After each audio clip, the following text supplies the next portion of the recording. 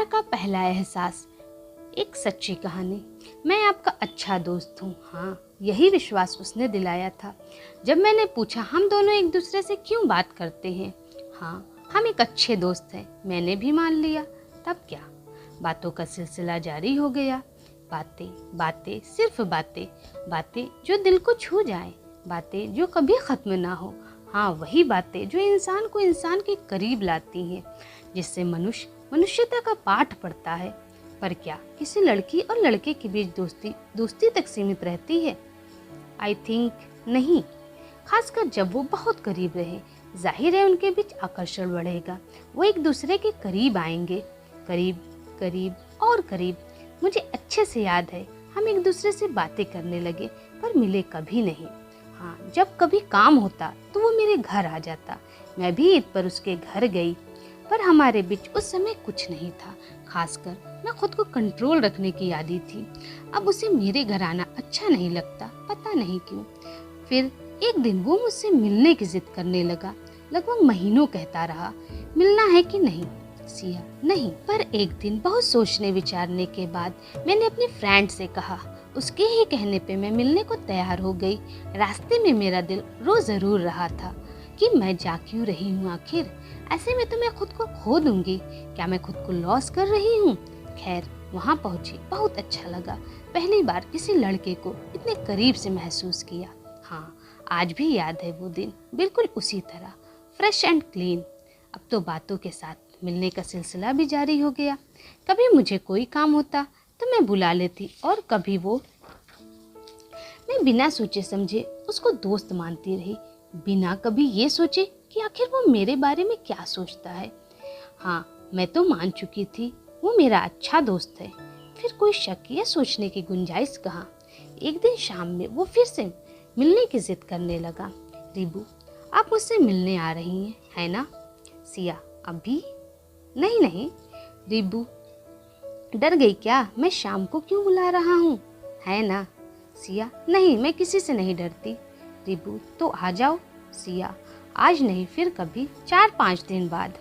मिनाली, बहुत तेज वर्षा हो रही है, यहाँ खड़े रहेंगे तो भीग जाएंगे, कहीं सुरक्षित जगह चलते हैं। सुनसान सड़क, बहुत तेज वर्षा, हम दोनों सड़क पर दौड़ रहे थे। स्टेशन पहुँचते पहुँचते हम पूरी तरह भीग चुके थे। मैंने उसे रास्ते में ही बताया, रिबू मुझसे मिलने की जिद कर रहा है, क्या करूँ, मिल लूँ? मिनाली, बुलाओ उसे जरा, मैं भी तो मिलूँ। सिया, पर वर्षा तो बहुत तेज है। मिनाली, इट्स गुड, अच्छा मौका है, आ गया तो कोई बात नहीं, और नहीं आया तो तुम बची, फिर तुम्हारे पास अच्छा बहाना होगा उससे ना मिलने का। सिया, विचार तो बड़े अच्छे हैं आपके।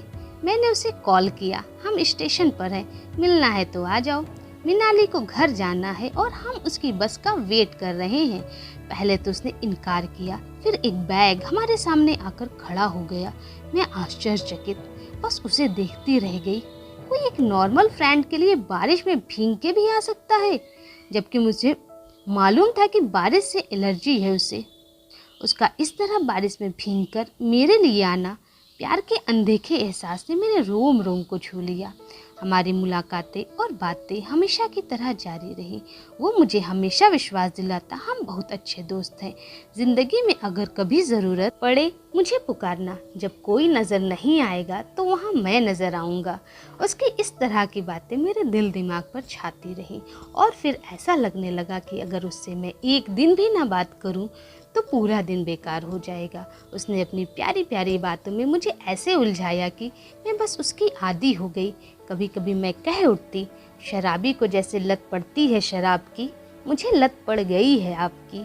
उस रात उसने मुझसे ऐसी बात कही जो कभी मैं कल्पना भी नहीं कर सकती। रिबू, मैं तुम्हारे साथ रिलेशन बनाना चाहता हूँ, बस एक बार तुम हाँ कर दो। सिया, पर कैसे और कैसा रिलेशन? मैंने तो कभी ऐसा नहीं सोचा। रिबू, तो फिर सोच लो, आपके पास 24 घंटे का समय है, आप फैसला कर सकती हैं। मैं अपनी जलती प्यास को कुछ समय तो कंट्रोल कर ही सकता हूँ। और हाँ, अगर आप ऐसा नहीं कर सकती तो आप अपने रास्ते, मैं अपने रास्ते, फैसला कर लीजिए, मेरे साथ रहना है या मेरे बगैर। सिया, आप मुझसे शादी कर सकते हो, चाहे तो 1 घंटे के लिए या 1 दिन के लिए। मैं आपको अपना सब कुछ समर्पित कर दूंगी। रिबू, तुम्हारा दिमाग खराब हो गया है। बी ए स्मार्ट गर्ल, थिंक डिफरेंट। मैं एक दिन के लिए काजी कहाँ से लाऊंगा, और तुम में है ही क्या जो मैं तुमसे शादी करूं। मैं तो शादी किसी शरीफ, खूबसूरत, पढ़ी लिखी और अमीर लड़की से करूंगा, और शादी तो मेरे माँ बाप की मर्जी से होगी। मेरे घर लड़कियों से ज्यादा लड़कों पर पहरा है। लड़कियां तो अपनी मर्जी से शादी कर सकती हैं, पर लड़कों का हाथ पर तोड़ दिया जाएगा। समझने की कोशिश करो। मुझे सुनकर बहुत अफसोस और रोना आया। इतने सालों की दोस्ती को 24 घंटे की मोहलत दी गई थी। जब मुझे पहली बार प्यार का एहसास हुआ था, अब तो मुझे एक तरफ खाई दूसरी तरफ कुआं नजर आने लगा। क्या करूं? रात भर सोचती रह गई। क्या उचित होगा? उसके बिना जीने का तो कोई सवाल नहीं उठता, और उसके साथ जीना वो भी मुमकिन नहीं। जिंदगी का सबसे कठिन पल, जब मुझे फैसला करने में कठिनाई हो रही थी। ऊंच नीच सभी पहलू पर सोचा। अगर एक बार किसी लड़की की इज्जत चली जाए तो उसकी जिंदगी नर्क से भी बदतर हो जाती है। कुत्ता जो आवारा होता है उसे तो 2 जून रोटी भी मिल जाए, पर एक बेइज्जत लड़की को कौन पूछे। लड़कियों के 2 घर होते हैं, पहला मायका, दूसरा ससुराल। घर वाले तो इस हरकत पर पूछेंगे नहीं, और ससुराल वो तो मिलने से रहा। सोचते सोचते पूरी रात गुजर गई। खैर, सुबह हिम्मत करके कॉलेज गई। घड़ी के हर सेकंड पर उसकी ही याद थी। क्लास में भी मन नहीं लगा। घंटी खत्म होते ही घर के लिए रवाना हो गई। रास्ते में ही उसका फोन आ गया। मुझे गुस्सा और रोना दोनों आ रहा था। खैर, मैं उस समय फोन नहीं रिसीव की। फिर लगभग 3 बजे फोन आया। राजी हो या नहीं, शायद यही पूछने के लिए। उसे पूरी उम्मीद और विश्वास था कि मैं उसे मना नहीं करूंगी। फिर मैं मना भी कैसे कर सकती हूँ? उसके बगैर तो मुझे मरना भी गवारा नहीं। फिर समाज का क्या? उसे कौन बताएगा कि अवैध रूप से किसी के साथ हूँ? आज का युग तो बहुत फास्ट है। अबॉर्शन तो आप जब चाहे जहाँ चाहे करा सकते हैं। हाँ, कुछ एक्स्ट्रा पैसे ज़रूर लगेंगे। फिर आज के सुपर फास्ट ज़माने में जब मनुष्य अपनी सोच से भी ज़्यादा तेज़ गति कर रहा है, फिर तो ऐसे चांसेस ही नहीं।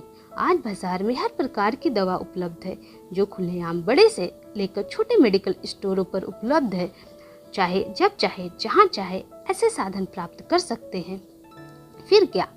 घंटी बज रही थी। Ribu, hi, how are you? Siya, not fine. Ribu, why? Siya, just I am thinking what should I do. Ribu, I hope you are agree with my proposal.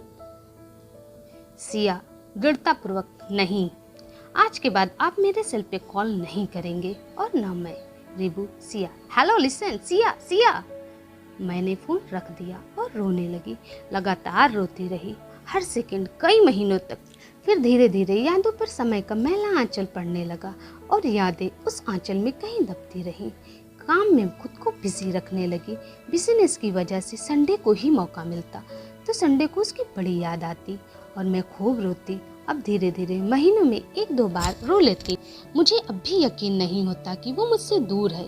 मेरा कान यह सुनने पर विश्वास ही नहीं रखता, और फिर दिल धड़कता है और तकलीफ बढ़ जाती है। आज मैं सोचती हूँ, हम अच्छे दोस्त थे, बहुत अच्छे दोस्त। हाँ, यही विश्वास उसने मुझे दिलाया था। पर कहाँ है दोस्ती? कहाँ थी दोस्ती? वहाँ तो शुरू से अंत तक वासना थी, सिर्फ वासना।